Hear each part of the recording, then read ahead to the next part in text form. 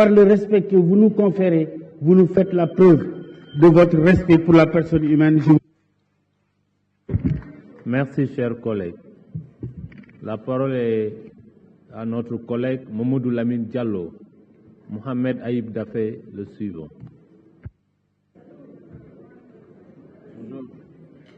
Bonjour, Monsieur le Président.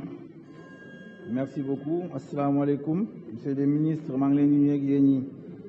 ainsi que vos collègues. Chers collègues, alhamdulillah rabbil alamin. On va vers une assemblée de rupture. Et c'est une bonne chose pour la démocratie du Sénégal. Finak, député dinañ fi ñëw di wax monsieur le ministre ñu ngi lay ñaan monsieur le ministre ñu ngi lay sàkku nga defal ñu lii defal ñu lële jàpp naa ne loolu yar ak teggin la kese parce que xam nañ ne yorewu leen dara yorewu leen yéen loo leen lu yore sax moomu leen ko suñ koy def nag yar ak teggin moom moo tax mais dans le fond ce que ça veut dire c'est qu'on vous rappelle les priorités des populations. C'est ça que ça veut dire. Rappel, parce que vous devez le savoir.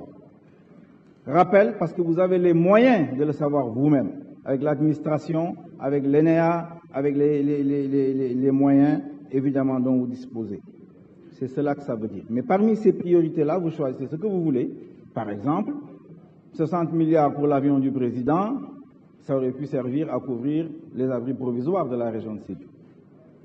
Le TER à 1000 milliards, on peut avoir un train à 400 milliards, et 500 milliards, vous avez le programme de désenclavement des zones de production agricole de ce pays. Voilà ce qui fonde évidemment nos divergences profondes avec la majorité de Benno Bokk Yakaar. Monsieur le Président de l'Assemblée nationale, nous sommes au terme donc d'un exercice fastidieux où vous nous demandez, 165 députés considérés par certains comme des annexes du palais, à vous autoriser à emprunter 2345 milliards pour rembourser 1270 milliards. Il reste 1075.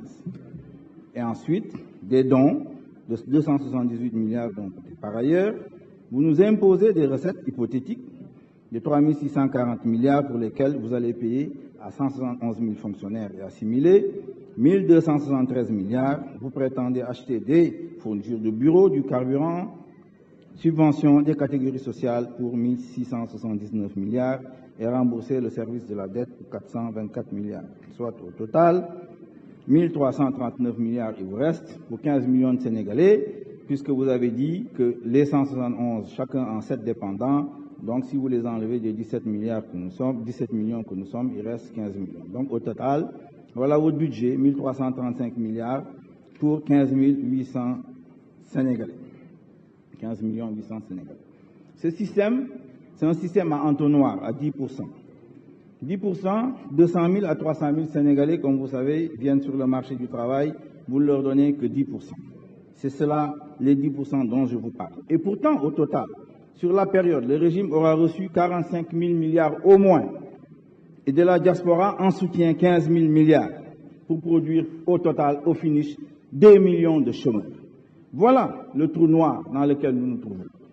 La croissance dont vous parlez, elle est insuffisante, elle est mal orientée et elle est confisquée, évidemment, par l'extérieur. L'opposition ne vote pas le budget, comme je l'ai dit tout à l'heure, parce qu'elle estime que la lutte contre la corruption pourrait rapporter 400 milliards par an. Avec cela, évidemment, ça va accélérer les abris provisoires, la santé, l'éducation, et j'en passe. Voilà, Monsieur le ministre, où nous en sommes. Ce budget n'est pas sincère. Vous ne voulez pas dire aux populations. Je vous ai interpellé et j'attends encore que vous le disiez, que vous refusez de dire au peuple que vous allez augmenter le prix de l'énergie. Et donc, il nous faut changer de modèle. Il nous faut changer de système. Vous ne pouvez pas avoir un système qui produit 2 millions de chômeurs. Dans 10 ans, ce sera 4 millions de chômeurs. Ce sera intenable. Le chef des cadres de l'APR dit que je me trompe parce qu'eux, ils sont en train de créer les conditions pour l'industrialisation de ce pays. Cela me fait rire parce que ça fait 40 ans qu'on fait la même chose. Ça fait 40 ans, avec les programmes d'ajustement, qu'on fait la même chose. Et pourtant, c'est le chômage massif de nos jeunes. Eh bien, il faut en sortir. Vous devez en sortir. Il n'y a pas d'autre solution. You have to think out of the box. There is no alternative, Monsieur le Président. C'est ça la réalité. Et il faut aujourd'hui le comprendre.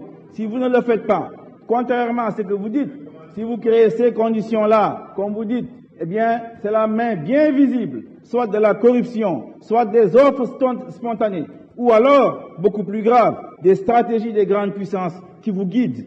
Et là, ce sera le chaos dont vous parliez hier. Assalamu alaikum wa rahmatullah. Merci, chers collègues.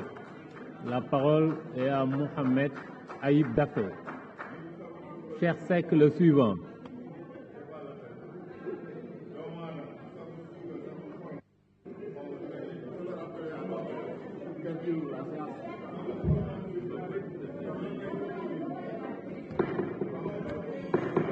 Voilà, chers collègues, honorables députés, monsieur le ministre des Finances et du Budget, monsieur le ministre du Travail, du Dialogue social et de la relation avec les institutions, chers collègues de l'intercoalition Yewwi Wallu, chers collègues de l'ensemble lyrique traditionnel de Benno Bokk Yakaar, tout de blanc vêtu, et qui entonne son refrain favori aujourd'hui, monsieur le ministre, nous voterons ce budget. De leur morceau